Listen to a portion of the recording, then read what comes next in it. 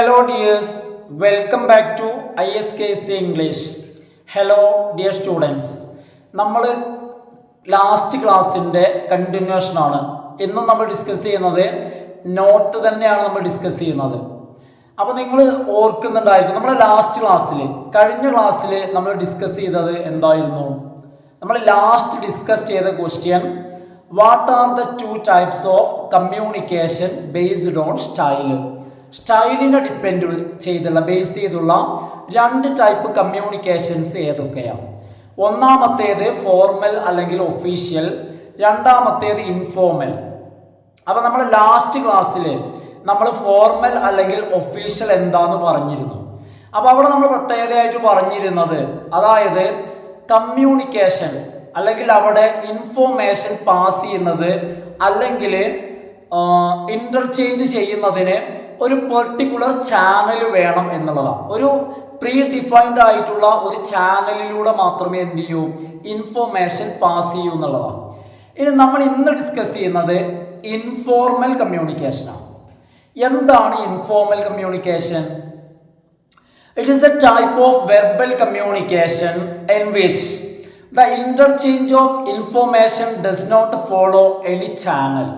അതായത് ഇവിടെ ഇൻഫോർമൽ കമ്മ്യൂണിക്കേഷനിൽ എന്താ അതിൻ്റെ പ്രത്യേകത എന്ന് വെച്ച് കഴിഞ്ഞാൽ ഇൻഫോർമേഷൻ ഇന്റർചേഞ്ച് ചെയ്യുന്നതിന് ഒരു പെർട്ടിക്കുലർ ചാനൽ ഫോളോ ചെയ്യുന്നില്ല എന്നുള്ളതാണ്. അതായത് നമ്മൾ ഇന്നലെ പറഞ്ഞെടുത്ത് നമ്മൾ ചാനലിൻ്റെ കാര്യം പറഞ്ഞിരുന്നു.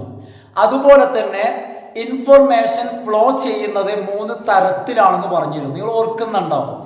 ഒന്നുകിൽ ഇൻഫോർമേഷൻ പാസ് ചെയ്യുന്നത് വെർട്ടിക്കൽ ആയിരിക്കും, അല്ലെങ്കിൽ ഒറിസോണ്ടൽ ആയിരിക്കും, അല്ലെങ്കിൽ ഡയഗണൽ ആയിരിക്കും എന്ന് ഇന്നലെ നമ്മൾ പറഞ്ഞിരുന്നു. അപ്പൊ ഇവിടെ പറയാണ് അത്തരത്തിലുള്ള ചാനലുകളൊന്നും എവിടെ ഇല്ല, ഇൻഫോർമൽ കമ്മ്യൂണിക്കേഷനിൽ ഇല്ല. അതായത് the communication stretches in all direction. ഇവിടെ ഏത് ഡയറക്ഷനിലേക്കും കമ്മ്യൂണിക്കേഷൻ സ്ട്രെച്ച് ചെയ്യും, കമ്മ്യൂണിക്കേഷൻ നീളും എന്ന് വെച്ച് കഴിഞ്ഞാൽ ഏത് ഡയറക്ഷനിലും കമ്മ്യൂണിക്കേഷൻ നടക്കും എന്നുള്ളതാണ്. ഇനി ഈ കമ്മ്യൂണിക്കേഷന് മറ്റൊരു പേരുണ്ട്. It is also known as grape wine communication. ഓർത്തു വെക്കട്ടോ, ഒരു കണക്ഷനും ഇല്ലാത്ത പേരാണ്, അതുകൊണ്ട് പ്രത്യേകം ശ്രദ്ധിക്കന്നെ വേണം. ഇൻഫോർമൽ കമ്മ്യൂണിക്കേഷന്റെ അനദർ നെയിം, മറ്റൊരു പേരാണ് എന്ത്? Grape wine communication. It is mostly oral and flexible. നമ്മൾ ഇന്നലെ പറഞ്ഞിരുന്നു ഫോർമൽ എന്ന് പറയുമ്പോൾ അത് റിജിഡ് ആണ്, അതിന് അതിൻ്റെതായിട്ടുള്ള രീതികളും കാര്യങ്ങളും ഉണ്ടാവും. അത് എന്ത് ചെയ്യാൻ കഴിയില്ല, നമ്മൾ മാറ്റാനും തിരുത്താനും ഒന്നും കഴിയില്ല. എന്നാൽ ഇൻഫോർമൽ കമ്മ്യൂണിക്കേഷൻ അങ്ങനെയല്ല. ഇൻഫോർമൽ കമ്മ്യൂണിക്കേഷൻ കാര്യമായിട്ടും ഓറലാണ്. അതായത് അതിന് വായു കൊണ്ടുള്ളതാണ്. അത് സ്പോക്കൺ ഫോമാണ്. ഏത്? ഇൻഫോർമൽ കമ്മ്യൂണിക്കേഷൻ സ്പോക്കൺ ഫോമാണ്. മാത്രമല്ല ഫ്ലെക്സിബിൾ ആണ്, അത് മാറ്റങ്ങൾക്കൊക്കെ വിധേയമാണ്. It is fast and spontaneous. ഇൻഫോർമലിന്റെ മറ്റൊരു പ്രത്യേകതയാണ് ഇൻഫോർമൽ കമ്മ്യൂണിക്കേഷൻ ഫാസ്റ്റ് ആണ്. ഇന്നലെ നമ്മൾ ഫോർമൽ കമ്മ്യൂണിക്കേഷൻ പറഞ്ഞപ്പോൾ പറഞ്ഞിരുന്നു അതിന് അതിൻ്റെതായിട്ടുള്ള സ്റ്റേജസിലൂടെയൊക്കെ കടന്നു പോവാനുണ്ട്, അത് സ്ലോ ആണെന്ന് പറഞ്ഞിരുന്നു. പക്ഷെ ഇന്ന് നമ്മൾ ഇൻഫോർമലിനെ കുറിച്ച് പറയുമ്പോൾ അതിൻ്റെ പോയിന്റ് ശ്രദ്ധിക്കേണ്ട ഒരു കാര്യമാണ്. അത് വളരെ ഫാസ്റ്റ് ആണ്, അതുപോലെ തന്നെ സ്പോണ്ടാനിയസ്, അതൊരു ഒഴുക്കിൽ അങ്ങനെ വായ്മൊഴിയായിട്ടാണ്. അതുകൊണ്ട് തന്നെ അതൊരു ഒഴുക്കിൽ അങ്ങനെ വേഗത്തിൽ അങ്ങനെ പോകും. It requires no predefined channel. ഇന്നലെ പറഞ്ഞ പോലെ തന്നെ അതിനൊരു നിശ്ചിതമായ പ്രീ ഡിഫൈൻഡ് ചാനലൊന്നും വേണ്ട. അതായത് ഇപ്പോൾ ഇന്നലെ നമ്മൾ പറഞ്ഞപ്പോൾ നമ്മൾ പറഞ്ഞിരുന്നു ഫോർമൽ എന്ന് പറയുമ്പോൾ ചിലപ്പോൾ അതിനൊരു ചാനൽ, ചിലപ്പോൾ അല്ല ചാനൽ ഉണ്ടായിരിക്കും. ഒന്നുകിൽ അവിടെ കമ്മ്യൂണിക്കേഷൻ പാസ് ചെയ്യുന്നത് ത്രൂ ലെറ്റർ ആയിരിക്കാം, അല്ലെങ്കിൽ ത്രൂ ഇമെയിൽ ആയിരിക്കാം, അല്ലെങ്കിൽ റിപ്പോർട്ട് ആയിരിക്കാം, അല്ലെങ്കിൽ മെമോ ആയിരിക്കാം. പക്ഷെ ഇവിടെ അങ്ങനെയല്ല. ഇവിടെ ഒരു മുൻകൂട്ടി നിശ്ചയിച്ച ഒരു പ്രീ ഡിഫൈൻഡ് ആയിട്ടുള്ള ചാനൽ ഇല്ല. ഇനി ഞാൻ നിങ്ങൾക്കൊരു എക്സാമ്പിൾ പറഞ്ഞു തരാണ്. Example for informal communication. Example എന്താണെന്നറിയോ? Simple example. അതായത് communication between friends during a tea break. അതായത് ടീ ബ്രേക്കിന്റെ സമയത്തുള്ള ഒരു കമ്മ്യൂണിക്കേഷൻ. അതായത് നമ്മളൊരു ടീ ബ്രേക്ക്, ഒരു ചായക്ക്, വർക്ക് ആയിക്കോട്ടെ ക്ലാസ് ആയിക്കോട്ടെ എന്താണെങ്കിലും ശരി, നമ്മൾ ടീ ബ്രേക്കിന് നിർത്തുന്ന സമയത്തുള്ള നമ്മുടെ സംസാരത്തിന് എന്തെങ്കിലും ചാനലുണ്ടോ? ഇന്ന രീതി സംസാരിക്കണം എന്നുണ്ടോ? സാധാരണ ആളുകൾ സംസാരിക്കുന്ന മാനേഴ്സ് എന്താണോ, രീതി എന്താണോ അതനുസരിച്ച് സംസാരിക്കല്ലേ. അപ്പൊ ആ ഒരു സംസാരം, ടീ ബ്രേക്കിലുള്ള ഫ്രണ്ട്സിന്റെ സംസാരം is an example for informal communication. അപ്പൊ ഫ്രണ്ട്സ് അതവിടെ കഴിഞ്ഞു. ഇനി നമ്മൾ അടുത്ത ക്വസ്റ്റ്യൻ നമ്മൾ ഡിസ്കസ് ചെയ്യുന്നത് what are the different types of communication based on number of participants.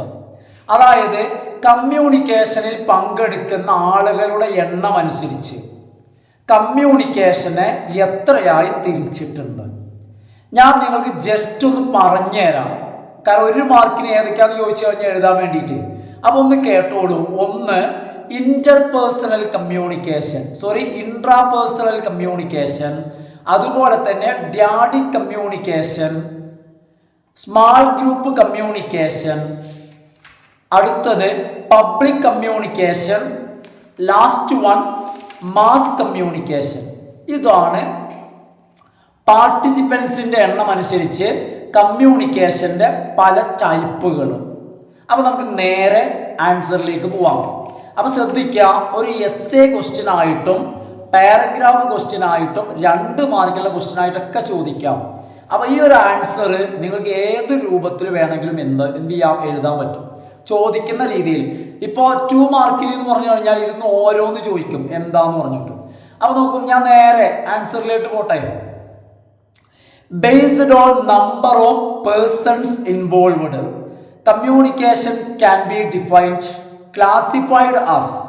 കമ്മ്യൂണിക്കേഷനിൽ പങ്കെടുക്കുന്ന, ഇൻവോൾവ്ഡ് ആയിരിക്കുന്ന പേഴ്സൺസിന്റെ നമ്പർ അനുസരിച്ച്, വ്യക്തികളുടെ എണ്ണം അനുസരിച്ച് കമ്മ്യൂണിക്കേഷനെ നമുക്ക് താഴെ പറയുന്ന പോലെ, അല്ലെങ്കിൽ നമുക്ക് ഇങ്ങനെ ക്ലാസിഫൈ ചെയ്യാം, ഇങ്ങനെ തരംതിരിക്കാം. ഒന്നാമത്തേത് ഇൻട്രാപേഴ്സണൽ കമ്മ്യൂണിക്കേഷൻ. വളരെ ഈസിയാണ്, ഒന്ന് ശ്രദ്ധിച്ചാൽ മതി, ഇതോടുകൂടി നമുക്ക് പഠിക്കാം. ഒന്ന് ഇൻട്രാപേഴ്സണൽ കേട്ടോ. എന്താണ് intrapersonal? This type of communication takes place within one self. അതായത് ഇവിടെ ഒരൊറ്റ ആളെ ഉണ്ടാവുള്ളൂ. വിത്തിൻ വൺ സെൽഫ്, ഒരു വ്യക്തിക്കുള്ളിൽ മാത്രം, ഒരാൾക്കുള്ളിൽ മാത്രം, അതാണ് വൺ സെൽഫ്. ഒരാൾക്കുള്ളിൽ മാത്രം, വിത്തിൻ വൺ ഇൻഡിവിജ്വൽ. അപ്പൊ ഒരാൾക്കുള്ളിൽ മാത്രം ടേക്സ് പ്ലേസ്, നടക്കുന്ന കമ്മ്യൂണിക്കേഷനാണ്. ഇത്തരത്തിലുള്ള കമ്മ്യൂണിക്കേഷനെയാണ് നമ്മൾ ഇൻട്രാപേഴ്സണൽ എന്ന് വിളിക്കുന്നത്. Only one person is involved in this type of communication. ഈ കമ്മ്യൂണിക്കേഷനിൽ ഒരു വ്യക്തി മാത്രമേ ഇൻവോൾവ്ഡ് ആവൂ, പങ്കെടുക്കൂ. This type of communication can help in self evolvement. ഇത്തരത്തിലുള്ള കമ്മ്യൂണിക്കേഷൻ ഒരു വ്യക്തിയുടെ സെൽഫ് എവോൾവ്മെന്റ്, ആ ഒരു വ്യക്തിയുടെ വ്യക്തിത്വ വികാസം, അല്ലെങ്കിൽ അയാളുടെ ഒരു ഇൻവോൾവ്മെന്റ്, അയാളുടെ ഒരു എവോൾവ്മെന്റ്, വ്യക്തിത്വ പരിണാമം, വ്യക്തിത്വ വികാസത്തിന്, സ്വയം വികാസം എന്ന് വെച്ച് കഴിഞ്ഞാൽ ഇവിടെ ഒരു വ്യക്തി അയാൾ തനിച്ച് ഒരു കമ്മ്യൂണിക്കേഷനാണ് എന്ന് വെച്ചാൽ അയാൾ തനിച്ച് ചിന്തിക്കുകയാണ് അയാൾ. ഇത്തരം ഒരു കമ്മ്യൂണിക്കേഷൻ ആ വ്യക്തിയുടെ ഒരു എവോൾവ്മെന്റിന് എന്ന് വെച്ച് കഴിഞ്ഞാൽ ആ വ്യക്തിയുടെ ഒരു വികാസത്തിന് സഹായിക്കും. കഴിഞ്ഞില്ല, സ്ട്രെസ് മാനേജ്മെന്റിനും സഹായിക്കും. എക്സാമ്പിൾ നേരെ ഓർത്തു വെക്കട്ടോ. ഇതിന്റെ എക്സാമ്പിൾ ശ്രദ്ധിച്ചില്ലെങ്കിൽ ചിലപ്പോൾ എഴുതാൻ കിട്ടില്ല. ഒരാൾ മാത്രമുള്ള ഇൻവോൾവ്ഡ് ആയിരിക്കുന്ന കമ്മ്യൂണിക്കേഷൻ. എക്സാമ്പിൾ ആണ് എ പേഴ്സൺ റിമെമ്പറിങ് സംതിങ്. എന്തെങ്കിലുമൊക്കെ ഓർത്തുകൊണ്ടിരിക്കുന്ന ഒരു വ്യക്തി, അയാൾ ആ ഓർക്കുന്നതിന്, അയാൾ ആ റിമെമ്പറിങ് ആണ് എന്ത്, ഇൻട്രാപേഴ്സണൽ. അപ്പൊ എന്താണ് എക്സാമ്പിൾ പറഞ്ഞത്? A person remembering something. Example നേരെ ഓർക്കുക, എ പേഴ്സൺ റിമെമ്പറിങ് സംതിങ്. അപ്പൊ ഇവിടെ ഇൻട്രാപേഴ്സണൽ കമ്മ്യൂണിക്കേഷൻ എന്ന് പറയുമ്പോൾ അതിലൊരു വ്യക്തി മാത്രമാണ് അതിൽ പങ്കെടുക്കുന്നത്. ഇനി രണ്ടാമത്തെ ടൈപ്പാണ് ഡ്യാഡിക് കമ്മ്യൂണിക്കേഷൻ എന്നുള്ളതാണ് രണ്ടാമത്തെ ടൈപ്പ്. അവ രണ്ടാമത്തെ ടൈപ്പിന്റെ പേരാണ് ഡ്യാഡിക് കമ്മ്യൂണിക്കേഷൻ. എന്താണ് ഡ്യാഡിക് കമ്മ്യൂണിക്കേഷന്റെ പ്രത്യേകത? ഇത് രണ്ടാമത്തെ ടൈപ്പാണ്, അതിന്റെ പ്രത്യേകതയും കേട്ടോളൂ. This type of communication take place between two persons. ഇവിടെ രണ്ട് ആളുകൾ ഉണ്ടായിരിക്കും. രണ്ടാളുകൾ തമ്മിൽ നടക്കുന്ന ടേക്ക് പ്ലേസ്, രണ്ടാളുകൾ തമ്മിൽ നടക്കുന്ന ഇത്തരത്തിലുള്ള കമ്മ്യൂണിക്കേഷനെയാണ് നമ്മൾ ഡ്യാഡിക് കമ്മ്യൂണിക്കേഷൻ എന്ന് വിളിക്കുന്നത്. ഇനി അപ്പൊ ഇവിടെയുള്ള രണ്ട് വ്യക്തികൾ ആരൊക്കെയാണെന്ന് നിങ്ങൾക്ക് അറിയോ? സെൻഡറും റിസീവറും അല്ലെ? ആ രണ്ടാളുകൾ ആരൊക്കെയാ? സെൻഡറും റിസീവറും, ടു പേഴ്സൺസ്. ഇനി ഞാൻ പറയുന്ന വരി കേട്ടോളൂ. The positions of the sender and receiver are interchangeable due to the dynamic nature of the communication. അപ്പൊ ഇവിടെ സെൻഡറുടെയും റിസീവറുടെയും പൊസിഷൻ അങ്ങോട്ടും ഇങ്ങോട്ടും മാറാം. അതായത് ആദ്യം സെൻഡറായിട്ടും റിസീവറായിട്ടും വരുന്ന ആളുകൾ പിന്നീട് റിസീവറും സെൻഡറുമായിട്ട് മാറാം. ഇവ ഞാനും എൻ്റെ ഒരു സുഹൃത്തും കൂടി സംസാരിക്കാമെന്ന് വെക്കാം. ഞങ്ങൾ രണ്ടുപേരുണ്ട്, ഞാനും എൻ്റെ ഫ്രണ്ടും കൂടിയാണ് സംസാരിക്കുന്നത്. അപ്പൊ ആ ഒരു സംസാരം ഡ്യാഡിക്കാണ്. ആ ഒരു സംസാരത്തിൽ ഞാൻ എൻ്റെ ഫ്രണ്ടിനോട് സംസാരിക്കുന്നു, എൻ്റെ ഫ്രണ്ട് കേൾക്കുന്നു. അപ്പൊ ഞാൻ സെൻഡറും എൻ്റെ സുഹൃത്ത് റിസീവറും. എന്നാൽ അടുത്തതായിട്ട് എൻ്റെ സുഹൃത്ത് സംസാരിക്കുന്നു, ഞാൻ കേൾക്കുന്നു. അങ്ങനെയാകുമ്പോൾ ഞങ്ങളെ പൊസിഷൻ ഇന്റർചേഞ്ച് ചെയ്തു. ഞാൻ റിസീവറും സുഹൃത്ത് സെൻഡറുമായിട്ട് മാറുന്നു. അപ്പൊ അതിന്റെ കാരണം പറയുന്നത് ഈ കമ്മ്യൂണിക്കേഷന്റെ നേച്ചർ എന്ന് പറയുന്നത് വളരെ ഡൈനാമിക് ആണ്. എന്ന് വെച്ച് കഴിഞ്ഞാൽ വളരെ ആക്റ്റീവാണ്, വളരെ പൊട്ടൻഷ്യൽ ഉള്ളതാണ്. ആളുകൾ അങ്ങോട്ടും ഇങ്ങോട്ടും അതുകൊണ്ടാണ് മാറുന്നത്. Communication is progressed through feedback. അപ്പൊ ഇത്തരത്തിലുള്ള ഒരു ഡ്യാഡിക് കമ്മ്യൂണിക്കേഷന്റെ പുരോഗതി എന്ന് പറയുന്നത്, അല്ലെങ്കിൽ ആ കമ്മ്യൂണിക്കേഷൻ പ്രോഗ്രസ് ചെയ്യുന്നത്, മുന്നോട്ട് പോകുന്നത് ഫീഡ്ബാക്കിലൂടെയാണ്. ഞാനൊരു കാര്യം പറയുമ്പോൾ എൻ്റെ സുഹൃത്ത് തിരിച്ചു പറയുന്ന മറുപടിയാണ് ഫീഡ്ബാക്ക്. അത് കേൾക്കുമ്പോൾ ഞാൻ അതിന് മറുപടി പറയും, അപ്പൊ ആ മറുപടിക്ക് അയാൾ പറയും. അങ്ങനെ ഈ ഒരു കമ്മ്യൂണിക്കേഷൻ മുൻപോട്ട് പോകുന്നത്, പ്രോഗ്രസ് ചെയ്യുന്നത് ഫീഡ്ബാക്സിലൂടെയാണ് പ്രോഗ്രസ് ചെയ്യുന്നത്. It need not always be in the form of speech. എല്ലാ സമയത്തും ഈ ഡ്യാഡിക് കമ്മ്യൂണിക്കേഷൻ എന്ന് പറയുന്നത് സ്പീച്ചിൽ അല്ലെങ്കിൽ വെർബൽ ആവണമെന്നില്ല. അതായത് ഡ്യാഡിക് കമ്മ്യൂണിക്കേഷൻ എപ്പോഴും വെർബൽ ആയിരിക്കുമെന്ന് നിങ്ങൾ കരുതരുത്. എങ്ങനെയൊക്കെ ആവാം? ജെസ്റ്റർ ആവാം, എക്സ്പ്രഷൻസ് ആവാം, അപ്പിയറൻസ്, ഇതെല്ലാം can be different forms of this type of communication. ഇതെല്ലാം ഈ കമ്മ്യൂണിക്കേഷനിൽ വരാം.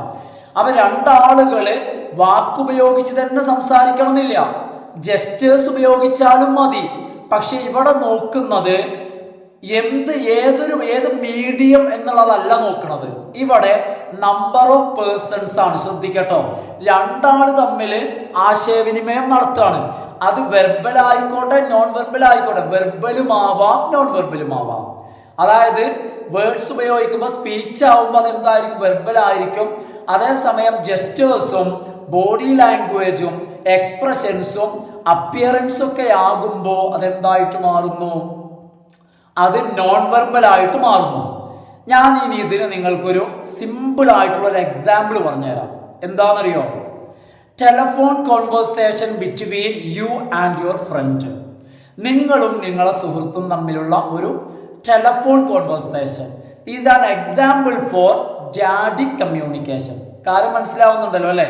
ഇനി അടുത്തത്, അപ്പൊ ഒരാൾ വരുന്നത് ഇൻട്രാപേഴ്സണൽ, രണ്ടാൾ വരുന്നത് ഡ്യാഡിക്ക്, അടുത്തത് രണ്ടിൽ കൂടുതൽ ആളുകൾ വരുന്നത്. ഏതാത്? Small group communication. ഏതാണത്? Small group communication. ഓർത്ത് വെക്കട്ടോ, സ്മാൾ ഗ്രൂപ്പ് കമ്മ്യൂണിക്കേഷൻ. ഇനി നോക്കൂ, it involves more than 2 people. ഇതില് രണ്ടിൽ കൂടുതൽ ആളുകൾ ഉണ്ടായിരിക്കും.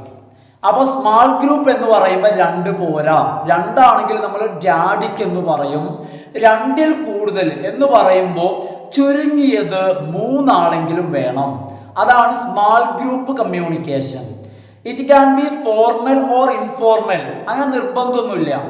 സ്മാൾ ഗ്രൂപ്പ് എന്ന് പറയുമ്പോൾ അത് ഫോർമൽ ആവാം ഇൻഫോർമൽ ആവാം, എന്തായാലും അതിലൊന്നും വിഷയമല്ല. ഇനി നോക്കൂ, information shared would be of common interest. ഇത്തരത്തിലുള്ള ഒരു സ്മാൾ ഗ്രൂപ്പ് കമ്മ്യൂണിക്കേഷൻ എന്ന് പറയുമ്പോൾ ആ കമ്മ്യൂണിക്കേഷനിൽ ഷെയർ ചെയ്യുന്ന ഇൻഫോർമേഷൻ എല്ലാവർക്കും ഗുണകരമായിരിക്കണം, എല്ലാവർക്കും താല്പര്യമുള്ളതായിരിക്കണം. എൻ്റെ വ്യക്തിപരമായ എൻ്റെ കുടുംബകാര്യം ഞാൻ 2-3 ആളെ കൂടി സംസാരിക്കാതിരിക്കുകയാണ് നല്ലത്, അല്ലേ? അവ 2-3 ആളുകളൊക്കെ ചേരുമ്പോൾ എല്ലാവർക്കും താല്പര്യമുള്ള കാര്യങ്ങൾ എന്ത് ചെയ്യണം? ചർച്ച ചെയ്യണം. കോമൺ ഇൻട്രസ്റ്റ് ഉള്ളത്, പൊതു താല്പര്യമുള്ള കാര്യങ്ങളായിരിക്കണം നമ്മൾ എവിടെ സംസാരിക്കേണ്ടത്? സ്മാൾ ഗ്രൂപ്പ് കമ്മ്യൂണിക്കേഷനിൽ നമ്മൾ സംസാരിക്കേണ്ടത്.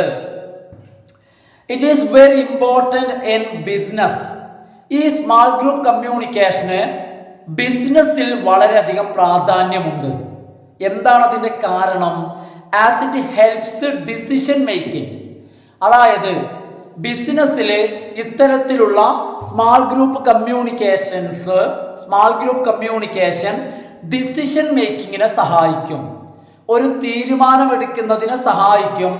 അതുപോലെ തന്നെ ജനറേഷൻ ഓഫ് ഐഡിയാസ്, ആശയങ്ങൾ ഉണ്ടാവുന്നതിന്. കാരണം നമ്മൾ ഒറ്റയ്ക്ക് ചിന്തിക്കുമ്പോൾ പലപ്പോഴും നമുക്ക് ആശയദാരിദ്ര്യം. അപ്പൊ അത് മാറ്റാനുള്ള ഒരു വഴിയാണ് എന്ത്? ബിസിനസ്സിലൊക്കെ സ്മാൾ ഗ്രൂപ്പ് കമ്മ്യൂണിക്കേഷൻ. അതുപോലെ തന്നെ ഷെയറിംഗ് ഓഫ് ഫീലിങ്സ്. 3 കാര്യമാണ് പറയുന്നത്. ബിസിനസ്സിൽ ഫീലിങ്സ് ഷെയർ ചെയ്യുന്നതിന്, ആശയങ്ങൾ ജനറേറ്റ് ചെയ്യുന്നതിന്, അതുപോലെ തന്നെ ഡിസിഷൻ മേക്ക് ചെയ്യുന്നതിന്. ഈ 3 കാര്യങ്ങൾക്ക് സ്മാൾ ഗ്രൂപ്പ് കമ്മ്യൂണിക്കേഷൻ ബിസിനസ്സിന് സഹായിക്കുന്നത് കൊണ്ട് ഈ ഒരു കമ്മ്യൂണിക്കേഷന് ബിസിനസ്സിൽ വളരെയധികം പ്രാധാന്യമുണ്ട്. ഇതിനൊരു എക്സാമ്പിൾ ആണ് ഗ്രൂപ്പ് മീറ്റിംഗ്സ്. ഏതിന് എക്സാമ്പിൾ ആണ്? സ്മാൾ ഗ്രൂപ്പ് കമ്മ്യൂണിക്കേഷനുള്ള എക്സാമ്പിൾ ആണ് ഏത്? Group meetings. ഇനി അടുത്തത് പബ്ലിക് കമ്മ്യൂണിക്കേഷൻ എന്നുള്ളതാണ്. എന്താണ് അടുത്തത്? Public communication. എന്താണ് പബ്ലിക് കമ്മ്യൂണിക്കേഷൻ എന്ന് പറയുന്നത്? പബ്ലിക് കമ്മ്യൂണിക്കേഷൻ എന്ന് പറയുമ്പോൾ messages from a single source will be received by many people. അതായത് ഒരു സിംഗിൾ സോഴ്സ്, ഒരു വ്യക്തിയിൽ നിന്നുമുള്ള മെസ്സേജ് ഒരുപാട് ആളുകൾ റിസീവ് ചെയ്യാം. അതായത് ഇവിടെ സെൻഡർ എന്ന് പറയുന്നത് ഒന്നായിരിക്കും, റിസീവർ എന്ന് പറയുന്നത് ഒരുപാടായിരിക്കും. ഒരു പൊതുപ്രസംഗം കേൾക്കുന്ന പോലെ. അതായത് ഒരു പൊതുപ്രസംഗം, അത് രാഷ്ട്രീയ പ്രസംഗമായിക്കോട്ടെ, മതപരമായ പ്രസംഗമായിക്കോട്ടെ, എന്താണെങ്കിലും ശരി, ഒരു പൊതുപ്രസംഗം എന്ന് പറയുമ്പോൾ പ്രസംഗിക്കുന്ന ആള് സിംഗിൾ ആയിരിക്കും, ഓഡിയൻസ് മെനി പീപ്പിൾ, ധാരാളം ആളുകളായിരിക്കും. ഇതാണ് എന്ത്? പബ്ലിക് കമ്മ്യൂണിക്കേഷൻ എന്ന് പറഞ്ഞാൽ. Public communication may be employed. നമുക്ക് പബ്ലിക് കമ്മ്യൂണിക്കേഷനെ ഉപയോഗിക്കാം. എന്തിനൊക്കെ ഉപയോഗിക്കാം? പല കാര്യങ്ങൾക്ക് ഉപയോഗിക്കാം. For purposes like education, entertainment, building relationships, politics etcetera. ഇങ്ങനെ പല കാര്യങ്ങൾക്ക് എന്ത് ഉപയോഗിക്കാൻ പറ്റും? പബ്ലിക് കമ്മ്യൂണിക്കേഷൻ ഉപയോഗിക്കാൻ പറ്റും. അപ്പൊ എന്തിനൊക്കെ ഉപയോഗിക്കാൻ പറ്റും? എഡ്യൂക്കേഷൻ പർപ്പസിന് ഉപയോഗിക്കാൻ പറ്റും. അതുപോലെ തന്നെ എന്റർടൈൻമെന്റ്, വിനോദത്തിന് പറ്റും. അതുപോലെ തന്നെ ബിൽഡിംഗ് റിലേഷൻഷിപ്സ്, ബന്ധങ്ങൾ ബിൽഡ് ചെയ്യുന്നതിന്. അതുപോലെ തന്നെ പൊളിറ്റിക്സ്, രാഷ്ട്രീയപരമായ കാര്യങ്ങൾ. ഇവിടെ എല്ലാം നമുക്ക് പബ്ലിക് കമ്മ്യൂണിക്കേഷൻ ഉപയോഗിക്കാൻ പറ്റും. It is a very important part of public relations. Public റിലേഷൻസിന് വളരെ പ്രധാനപ്പെട്ടതാണ് ഇത്? Public communication. Public communication is very important for public relations.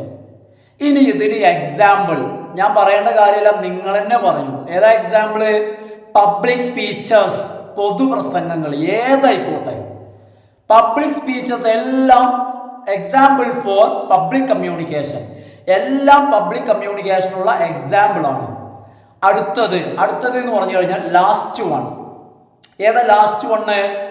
Mass communication ആണ് ലാസ്റ്റ് വണ്. ഞാൻ നിങ്ങൾക്ക് ആദ്യം പറയാണ്, എന്താണ് പബ്ലിക് കമ്മ്യൂണിക്കേഷനും മാസ് കമ്മ്യൂണിക്കേഷനും തമ്മിലുള്ള വ്യത്യാസം. അതായത് പബ്ലിക് കമ്മ്യൂണിക്കേഷൻ എന്ന് വെച്ച് കഴിഞ്ഞാൽ ആളുകളെല്ലാവരും ഒരുമിച്ച് കൂടും. ആളുകളെല്ലാം നിങ്ങൾ മനസ്സിലാക്കട്ടോ, ചില ആളുകൾക്ക് അവിടെ ഒരു കൺഫ്യൂഷൻ വരും. അതായത് what is the difference between public communication and mass communication? വ്യത്യാസം ഇതാണ്. പബ്ലിക് കമ്മ്യൂണിക്കേഷൻ എന്ന് വെച്ച് കഴിഞ്ഞാൽ ഒരുപാട് ആളുകൾ ഒരു വേദിയിൽ ഒരുമിച്ച് കൂടും. അവരുടെ മുൻപിൽ ഒരു സ്പീക്കർ അല്ലെങ്കിൽ ഒരു സെന്റർ സംസാരിക്കുകയാണ്. എന്നാൽ മാസ് കമ്മ്യൂണിക്കേഷൻ എന്ന് പറഞ്ഞാൽ അങ്ങനെയല്ല. നിങ്ങൾ ആലോചിച്ച് നോക്കൂ, ഒരു പ്രസംഗം നടക്കുമ്പോൾ എല്ലാ ആൾക്കാർക്കും ഒരുമിച്ച് കൂടാൻ കഴിയുമോ? ഒരുമിച്ച് കൂടാൻ കഴിയാത്ത കുറേ ആൾക്കാരുണ്ടാവില്ലേ? അവരെ കാര്യം നിങ്ങളൊന്ന് ചിന്തിക്കുക. അപ്പൊ എന്താണ് mass communication? Mass communication is the process of sharing information with a large audience through mass media. Mass media എന്ന് പറഞ്ഞാൽ ഏതുമാവാം.